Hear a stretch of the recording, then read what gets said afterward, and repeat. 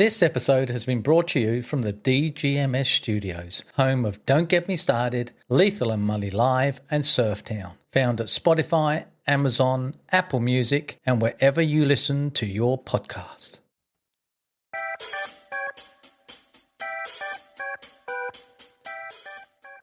Welcome to Keith and Lee's Don't Get Me Started.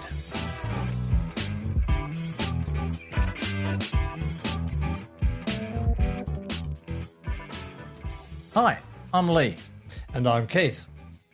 So once again, we've decided to do something a little bit different. We now are in the Noosa Hill Resort. We're looking out at the Noosa hinterland and the Noosa River, where we was at the Rise, we were looking over the North Shore on a beautiful beach. Keith, what do you think of the view? Better or not so good? Oh, I think pretty much on par, Lee. Comparing them the other day was perfect blue sky, no clouds.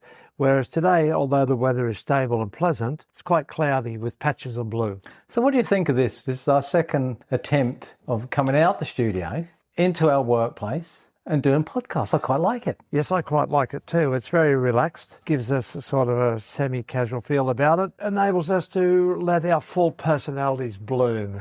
Do you like that? I love that. I've got a joke to start with too, before topic. You never told me you had a joke. Yeah, I'm going to love this. Right, 3 guys went away for the weekend and they booked into this motel and the manager turns out a genie. That's better. And he says, guys, he said, I want you to know that there's a magic pool here in the motel. And as you're jumping into it, if you say what you really want, the water will turn into whatever word you use. So the first guy goes, oh, this is fantastic. So he runs up and he jumps in the air and he yells out, beer. So he goes splash into the beer. And the third guy saw this and he was just astonished. So when it was his turn, he launched out into the pool and he said, wine, splash. And he's in there enjoying himself. And the third guy, couldn't hold him back. And he charged in for all his worth. And just as he was launching himself, he slipped on a banana peel and he went, oh, shit. Yeah, no, we didn't see that one coming, did we? Very good. That's one of your better ones, Molly. Write that down. Oh, no, it's up here. I can remember it. Write it down. I believe that. No, well, I just thought I haven't rolled out a joke for a while. No, you haven't. That was a good one. So how's your week been? You've been busy with life, obviously, and also you crossed a milestone with Surftown, the podcast. You got a fair few amount of downloads, which got you a special star. Well, not only a special star, of course, it's always great to reach a milestone, isn't it? You and I are in this gig together. We do Don't Get Me Started podcast and we do the Surftown podcast, 2 different streams, but we're in it together. And I think instead of just having a nice little star and a little congratulations that's come up from the digital machine that fuels all our podcasting enterprises, I thought we might crack a bottle of champagne soon. Because we've got other milestones. Yeah, let's put that on ice for the moment because this is our 93rd podcast for Don't Get Me Started. Let's wait to the 100th, then we can celebrate that too. Yes, I agree. It's incredible. It blows me away. But you've also got other news as well because you've had a few good names on Surftown at the moment and one coming out within the next couple of days. Yes, it's been attracting quite a lot of attention, which is really gratifying. Bo Young will be my next guest, which we'll have up on the podcast, Surftown podcast, probably towards the end of the week. Well, it's nearly the end of the week now, know, within the week or so. Halloween, tomorrow. Tomorrow. Yeah. You going trick-or-treating, Keith? No, I can't take to Halloween. It's an American thing. It's a consumer thing. And I just can't attach myself to it. And when I was in Hong Kong, all the expats over there were all into it. It was just another excuse to party and drink a little bit more. I used to get bloody fed up with it. Stay at home. But my mistake, I got you off track. I know how hard that is to get you back on. But Surftown, I do a lot of editing on it and I am blown away with the stories, as you must be as well. But you've been in the surf industry for most most of your life. Well, not the industry, but the surfing scene. The culture. Yeah. And it's been phenomenal for me. I feel very privileged to be part of it and to hear their stories. And listening to Bo would be a very interesting one because that concerns John Peck. Is that correct? Yeah, it does. And John Peck was a well-known Californian surfer, and he died recently at the age of 81, 82, I think. And he had an interesting story because he had some success contest-wise when he was a young man as a surfer. And he also was one of the very first surfers to ride a Banzai Pipeline, or the pipeline surf break in Hawaii. And of course, being one of the first 50, 60 odd years ago, the boards that they surfed that wave were the big, heavy, long Malibu or the longboards, 9 foot plus. A surfboard that's totally unsuited for that type of wave. Now, people who know surfing will understand that pipeline breaks like a circle. It just throws the lip of the breaking wave out and you can ride inside it over a very shallow and dangerous reef. So to ride that surf spot on the board that he did was quite phenomenal. And what happened is, of course, it was captured on film, and also a very famous still from the film has been well known right across the surfing world as the guy who surfed that wave so beautifully that day. And then he got involved in a whole surfer psychedelic counterculture movement where California surfers were mixing in with hippies, and a lot of the guys who were getting right into alternate thinking with psychedelic drugs to expand their consciousness, which they did with an intent to become better people, not as using it as a party drug. But of course it was illegal and he got busted. So we've got a few more little surprises coming in Surftown, and we'll obviously bring that forward over the next few months or so. But you're not going to go to Halloween. No. So it's my grandson's birthday, Vanny. He's 5 years old. Happy birthday, mate. Grandy's got a really cool toy for you. If you're not going to go trick-or-treating, are you going to watch the Noosa Try this weekend? No. What are you going to do, mate? Oh, I'll stay at home, hang out with the fam. Yeah, got a little bit of shopping to do. The surf is flat, so I can't get excited about that. And, just a few other little personal projects. Right, well. I'll keep and I'll relax. Well, I'll be there. I'll be cheering them on with my cowbell. No. But just let me finish the John Peck story. After he came out of jail, of course, he reinvented himself and became devoted to health, clean living, and a higher level of consciousness through distancing himself from consumer society. And so that's where he really started to become well known again to a new generation of young surfers. So he was a role model to a lot of people. Well, you're going to be busy for the next few weeks with the people that's coming in, and you've got to do the interviews on, so I hope you're ready for it, mate. I'm ready for it, mate. You've got to get those old bones off out of that couch when you've done your shopping. Yeah, and coffee consuming in the morning. River Reed, no more. No. River Reed used to be Keith and I's local coffee shop where we have spent many a happy hour drinking fabulous coffees, eating beautiful almond croissants and talking crap. No, talking deep stuff that, people... Of course, yeah, my mistake. Talking intellectually profound words that Keith and I miss River Reed. Well, We've left it all there. Well, I wouldn't go that far, intellectually profound. Well, you keep telling me you are. Well, no. We're guys who like to talk about anything, and we do. Like the topic that I thought we'd talk about today, which I find very interesting, is this: are stereotypes valid? No.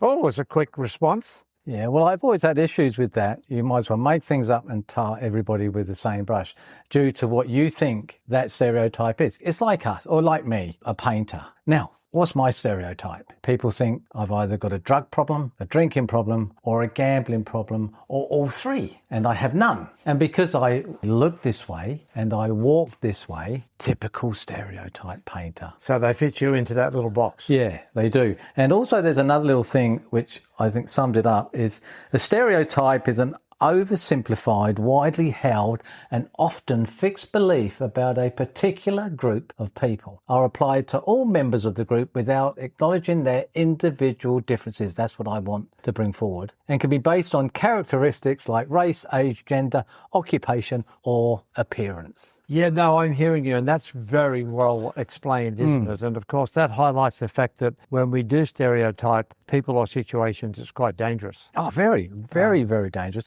And it also takes away from their differences, and they're judged on their appearances. Yeah, and their individuality. Now, look at me.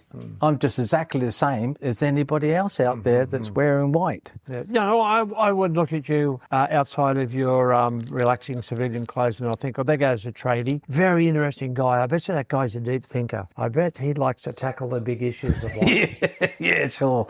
Yeah, I sure do.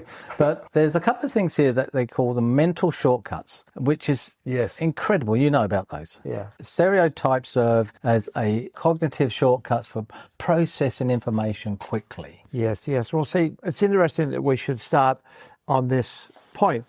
Immediately I put forward the question, are stereotypes valid? You went, no. And that's, from what I can glean talking to so many people, that's the main popular position. Recently I was talking with a friend of mine, very lovely person. She's very bright, she's very capable, she's intelligent. And when we were talking recently, she said about different things in life, and the point of stereotypes came up, and she actually sat forward and she went, oh, and got a little bit animated, which she doesn't normally do. And she said, oh, I love stereotypes. And I broke into a little laugh because I do too. And I've kind of had that as a little secret thing, because every once in a while I talk with intelligent people like yourself, Lee, and I dare not expose the fact that I like stereotypes, because you're basically not, it's an unwritten rule that you're not supposed to have them. See, by characterising people, our brains can make rapid assumptions, but this comes at the cost of accuracy and can prevent us from seeing individuals for who they truly are. So you know what I'm like, Mully, with the misinformation, disinformation. Yes. It's the same sort of thing. You're not getting the information correctly and you make assumptions that probably isn't right. Yes. Because you're so based upon and tuned in to that particular stereotype. Yeah. I like stereotypes because it helps me look, I'm a simple guy, really, Lee. It just helps me to get a little bit... You are not, Keith. It helps me to get a little bit of an understanding of that person. Oh, that person, such and such and such and such. Now, I don't put the bank on it, of course, because what you're saying is so true. And like I said, it's dangerous because you can misjudge somebody and actually cause damage or ruin a relationship. Yeah, say the wrong thing. Ruin your opportunity to have a great friendship with somebody. And it's also unfair. Yeah, it is. I think so. So I was really surprised when my friend said, oh, I love stereotypes. And of course, as I said, I secretly rejoiced. But I realised that you can't totally evaluate somebody that way. No. I realise that, but they're quite helpful. Yeah. I've got a little bit of an illustration about dangerous stereotyping. Would you like to hear it? Yeah, absolutely. Like, yeah. I've rolled this out a few times and it's got me into trouble.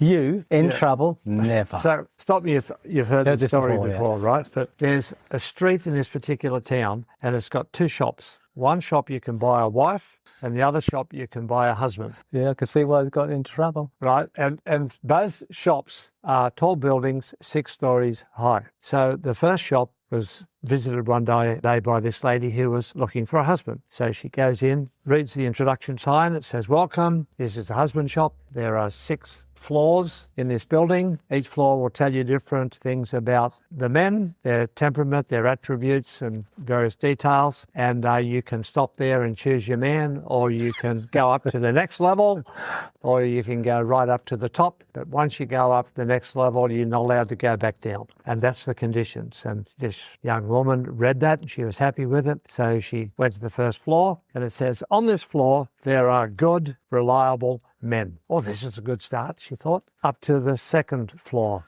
On this floor, there are good-looking men. And if you go up to whichever floor, whatever you choose, you can get all the attributes of the men on the floor below you. Right. So if you go to the third floor and you say, all right, well, the third floor is full of men that love children. So if you say, all right, excellent, I've got a man that loves children, he's good looking and he's reliable, I'll take him. But there's more floors, 3 more floors above the third. And on the 4th floor, it says, the men on this level have decent, steady incomes. So it's getting better and better. And on the 5th floor, the men there are declared to be family men. So this young woman's going up, oh, this is great. Get out while you're going good. One more story. Yeah, well, does she? One more story to go. So she goes up to the 6th floor and there's a sign there. It says, and it's a digital sign, and it says, you are visitor number 6,200,020 and the 23rd visitor. They want more. So she's gone up, she can't go back down. Yeah. Right? Now, how's that for a stereotype? But there's more. I knew Across there the would road, there's the husband's store. Sorry, the wife's store. Wife's store. So the young guy who was looking for a wife, he went in there one day. Same conditions, 6 stories. If you go up, you can stop there and have all that's below you, or you can keep going up if you want. So this guy goes in and he gets to the first floor and it says, all the women on this floor are good cooks. Oh, excellent. Up to the next one. And it says, the women on this level love sex. Floors 3, 4, 5, and 6 have never been visited. Well, that's not a stereotype, though, is it? Oh, isn't it? What? That's a man. Well, that's a stereotype if ever I've heard it. And how many times have you heard it said, it's simple. All I think about is their belly and what hangs off it, and look after those appetites and you've got a happy guy. You're fine. Are stereotypes valid? Perhaps there's a little truth in it. There may be. See, then you can get the harm of stereotypes. So even those that seem positive are harmful because they minimise individuality and can lead to prejudice, discrimination and negative impacts on a person's mental health. There's another thing. Now, I've seen that, especially at school, when you go to school, and then you go out as a young teenager and then as an adult. And that's another thing why I don't like stereotypes, because I see the harm that it causes and the upsets, because they can't help being who they are. Mm-hmm. And they're misjudged, the way they look or the way they dress, and they're just misjudged. They're put down. And some of these people are just beautiful people. They have beautiful souls, but they're just not what the stereotype says you're that person. Even though it's kind of an unwritten rule that hangs over our society, most people know that you can't evaluate people according to stereotypes. I reckon most of us do it. Yeah. How many of us really stop and are as considerate as what you're espousing over there? Yeah, but mine is more not learned. It's a given. I'm a people watcher, and I see, you just got to look in somebody's face and you see everything about them. I look into your face. There's a long story there, Keith. Oh, thanks, mate. But let's go back a couple of episodes. You were starting to fall into the habit of giving me compliments. No, ragging me out a big life. But see, the other thing is by exaggerating differences and ignoring similarities between groups that we were saying, or I was saying, stereotypes can create division, jealousy and insecurity. That too, yes. As well. So it's a big downside to it. I think sometimes for people, they love to have that stereotype that they can relate to in their concept of what they think that stereotype relates to. But it's their judgment on it. But it can give you a working title or a working handle to get started with somebody, can't for sure. Sometimes you'd think, I can't work that person out. And you go, I'll put him or her in this category. And then, of course, keep an open mind. You can be adjusted as you go along. So that can be useful. And look, you can't tell me that literature, songs, poems aren't full of stereotypes. And if you were to talk to the artists who write poems, who compose the songs or write the lyrics, they'd say, oh, no, you can't have stereotypes. You can't. But songs are full of it, popular songs. The Beatles songs, She's Leaving Home. And this young girl who is leaving home in her teenage years when she shouldn't. Her parents are quite affluent, but in the story of the song, they've neglected her and they've never really made a connection and given her this wholesome family relationship. So she's leaving home to meet a man from the motor trade. Now, the stereotype there is he's a dodgy bloke who sells you dodgy second cars. Yeah. And the parents should have done better. Yeah, but he's offered her security and love. What's that? How's that for a stereotype? Yeah. Songs are full of it. The other thing I find interesting is it says that stereotype is limiting opportunities. So stereotypes can affect a person's education, social and career opportunities. For example, negative assumptions can lead employers to pass over qualified candidates. Yeah, well, I'm sure that's happened in the past. Oh, many times. I reckon that's many times. And the self-fulfilling prophecy, expecting a person to behave in a certain way can cause them to act in a manner that validates the original stereotype. Yes. So I don't know whether it's ignorance or whether you can't think for yourself or whether you can't read a person or judge a situation or all of that. Yeah, I'd say all of that. All of it. It's the emotional and usually negative attitude towards a group based on a stereotype, prejudiced. So you could be prejudiced against a certain stereotype. Yeah, oh, no, absolutely. Like, wow, that's incredible, eh? Yeah, no, absolutely. I'm certain of that. And I reckon that would just happen naturally. You know, people who might give mental consent, verbal consent, oh, I don't operate on stereotypes. A lot of us do, just quite naturally sometimes. I don't like that person. Yeah. Why don't you like that person? They can't really give you a valid answer. That's right. I just don't like him. And so this is one, what they're saying, stereotyping is the act of attributing a fixed, often oversimplified and inaccurate belief to an entire group of people based solely on their membership in that group. Examples include assuming all members of a certain nationality Yes. are arrogant, or that all teenagers are careless. Yes. While stereotypes can be positive, negative or neutral, they are harmful because they reduce individuality and can lead to prejudice and discrimination. Look, I agree with all of that, but I would say that they're not always harmful unless you back it up with those negative... Have you grown up on a council estate, Keith?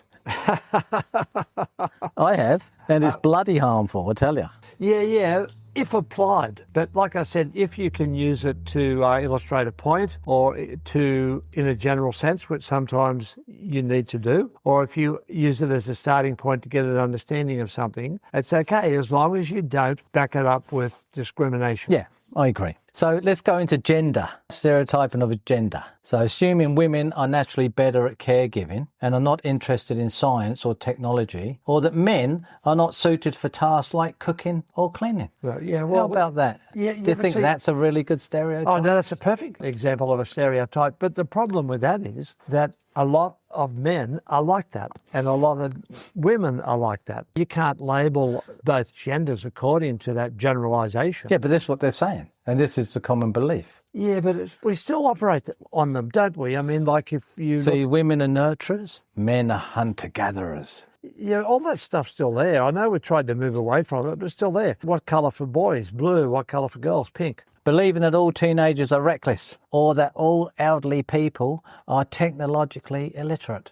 Well, what about that one, Keith? Well, most of the teenagers I know are reckless and most of the older people are... Yeah, but we can say that, can't we? Because that's our viewpoint. Is it a stereotype or is it just our viewpoint on them? That we can say, oh yeah, they're all reckless. What a big statement. Yeah, it is a big statement. And of course, it's, as you say, it's not good. Race. Yeah, well, see, then I was thinking about this point of race as we were talking earlier. I thought it can touch onto racism. Oh, it does. So here, which says, it assumes all Asian Americans are highly intelligent and good at maths, can be damaging because it ignores the diversity within the group and can put unfair pressure on individuals. See, what are comedians going to do if they get rid of stereotypes? Now, that joke that I gave at the beginning about the three men, I've edited that. Because as the men were jumping and saying their preference, the original joke was these three men came from three different nationalities. Yeah. And of course, you can play it around. The person who said, shit, obviously you can paint him as a dumb person. So who do you want to view as being a bit dumb at the moment? Are you prejudiced against a certain nationality? So you give that man swearing about shit the tag of him being a particular nationality. But I think we all are. I think we are all that way. Yes, that's what I've been saying. We've all got a bit of it in us. And let's go on nationality. Assuming that all people from a certain country are rude and that all people from another country are arrogant. Yes. But again, that's true though. But if that's true, then you're saying stereotypes are true. No, but it's just the way, it's their personality, it's who they are. It's the way they've been brought up. So we expect that. You're going to expect that. We're not all the same. No, but we're going to expect somebody to be arrogant, somebody to be rude. I come across it all the time. You do every day. So wait a minute, you expect somebody to be rude and arrogant? No, not expect, but you would assume that they're being arrogant. What is arrogance? Where does that come from? How do I know about arrogance? Have I read it in a book? Have I been told it? It's been pointed out to me, or it's just a stereotype? We do that. Now, the other thing is occupation, that the stereotype that all lawyers are dishonest.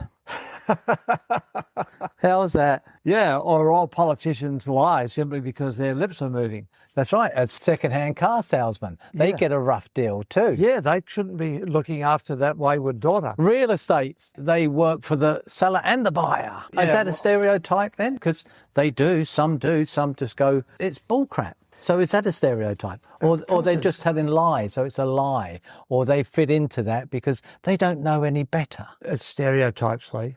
It really is. Yeah, look, see, the problem is that, say, for example, the whole thing about politicians, they're lying because their lips are moving. There's a truth in it, and there's a very big truth in it, because politicians will say, a lot of them, not all of them, of course, this is where we have to be careful with the stereotypes, but they've earned a bad reputation by so many of them lying to us so consistently for such a long time over very important issues. So we get to the point where we're disillusioned with them and we just wipe them. Same with lawyers, same with different type of people who we think can exploit us. And people keep voting them in. Well, you've got no choice. If you don't want to vote in politicians, you have to have a revolution. Now you're talking Malingi, mate. You know, and a revolution means a complete rooting out of the old system and replacing it with a completely new one. See, what do you think about when people come along and you're not really looking at the stereotype of them? What you're looking at is, it's their MO. It's their operating system. It's how they operate. Now, is that a stereotype, Yes. I think? An MO? I always wonder what MO meant, and it means, do you know what it means? Yeah, Modus operandi. yes, the way they operate. Which in Latin means mode of operating or method of operation. So, because it's their MO, because that's how they operate. That's stereotypicing. Stereotypicy. Stereotypicy. I love Are you that. stereotypicing No, you're today? the one that said I make up words. You better leave that in the podcast. I am stereotypicy. Yeah, well, are you stereotyping? Are you stereotyping there? Of course you are. Of course we are. But I find it fascinating. I think it's all down to you as an individual to make the call, hopefully based on information that is sourced correctly, but not taken out of context. Well, see, that's why I say they can be valid, because you can use them as a starting point to have an understanding of how things will be. And it's like Wikipedia. Everybody gives Wikipedia a bad rap. They shouldn't go there for your history and you shouldn't go there for your source of information. I agree. Wikipedia, yeah. But you can go there for a start. Yes. I need to find out a little bit. Say, take, for example, Ronald Reagan invaded Grenada. He went there because democracy was under threat. You might not know the details about that, so you go to, oh, that's interesting. When did that happen? Oh, why? So you can go to Wikipedia to find out the basic, and then you can go, all right, well, this has really piqued an interest in me. Then you can go and do your research and do a little bit of study to find out a little bit more, and then you actually find out that there was an elected Prime Minister, Morris Bishop, but he was a communist. The people were behind him, and it looked like he was going to do a good job, but America, they shit themselves over Cuba becoming communist. Not really. They actually were annoyed with Castro taking over because he kicked the American industries out who were controlling the sugar plantations. So the American interests in Grenada weren't saving democracy. They were saving their own capitalist, filthy rich hides. But we are talking about stereotypes. There you go. Well, I tell you, man, they're everywhere. They're everywhere. Well, they're going to be there. I think they find comfort that they can stereotype somebody for their own benefit and not really know. I mean, you've done it. You must have stereotyped somebody, and when you've got to know, you think, well, actually, you're nothing like I thought you were. You look like you fitted that mould, but I was so wrong. Yeah, and sometimes it's actually nice. I was going to say good to be wrong, it is, but sometimes it's even better. Sometimes it's nice to be wrong. I've definitely stereotypically judged some people, and I've found them out to be really, really nice people. You're one of the most kind-hearted persons I've ever met. Oh, it's very nice of you to say, You've got mate. an innate goodness in you that I don't have. No, you've got some, you hide it a lot. Yeah, I think you're safeguarding yourself with it. I think you find yourself, you'll be open for attack if you feel that you open up yourself to that maybe you'll be weak. Maybe you want to dominate more and not be more submissive. Well, I'll tell you how close I hold my cards to my chest. I'm not responding to that. Yeah, that's exactly right. So, well, with you just saying that about me, were you stereotyping me? No, not at all. I've known you for 32 years and you have remained the same. You haven't deviated out. It's like, I know your MO. If out the two, for me, I don't stereotype. MO would be better for me because that's how Keith operates. And I've seen you operate and you haven't come out of that. And you've remained the same. You've remained constant in who you are, which is commendable, which a lot of people don't do. They hide themselves or they feel they need to protect themselves because they're going to get hurt because they've been hurt before. Yes. All the things that you and I know and acknowledge and have seen and have lived. But yes, Keith, I know your MO and I like it. Thank you, Liz. And I always say you've lived a big life and you're my yardstick. And I'm thinking, I've got a way to go before I meet up to Keithy's expectations. Well, thank you. It's very nice of you to say that to our topic in particular. Do you have anything further to add to it, or? Oh, there's more, but I think we've covered the most of it. And sorry, Sammy, send us a topic and we will dedicate that topic to you and we'll talk about it for as long as we can before we go, it's been 3 hours now, Keith, because we could.